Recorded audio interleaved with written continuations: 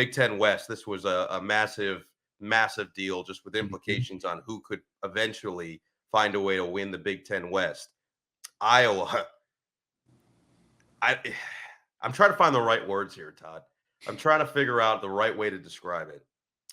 They win 15-6. Yep. Win 15-6. The drive to 325, that feels like it's a distant memory at this point. That's fantasy world. It's almost irrelevant at this point because Iowa now has somehow won another game. They only have one loss on the season, and you look at their schedule, they could, if they just take care of what they can take care of, which we know they're capable of, they could finish 11-1 on the season. Yeah. Just looking at the rest of their slate. Remarkable stuff for Iowa now with a backup quarterback, Deacon Hill, who had 37 yards in the game, and they're ranked in the top 25 now, rightfully so, at 24.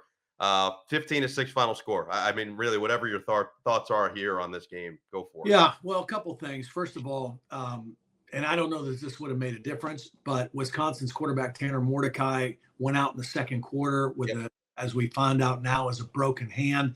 I know exactly what that injury is like. I mean, I did the same thing when I played for the Chiefs. I didn't break my hand, but I shattered the ligaments in my right thumb. Just followed through and hit a helmet after you release the football. Really no way to avoid it, you know.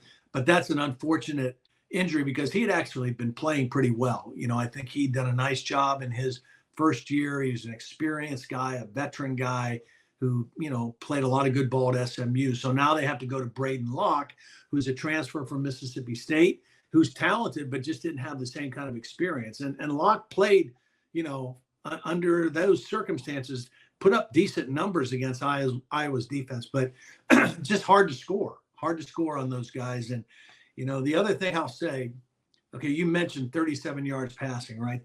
This is the stat line for a winning team. Right, 6 of 14 for 37 yards passing. He actually improved his completion percentage from the week before. Here's another stat, and I think this guy. I'm serious. This guy should have the biggest NIL deal of any Iowa football player. Tory Taylor, the punter, punting is winning. You know the T-shirt. Oh yeah. 10 punts. Now, normally, if you punt 10 times, that means you're losing this game, right? Not for them. He punted 10 times. He averaged 50.6 yards per punt, and 6 of them were inside the 20.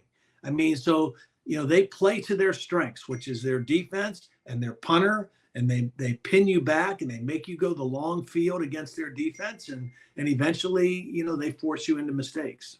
So every time we talk to Kirk Ferentz and we bring up Tory Taylor, he basically says, I've had 2 of the greatest punters of all time, Tory Taylor and Reggie Roby, and both of them were weapons for our team. That's 1.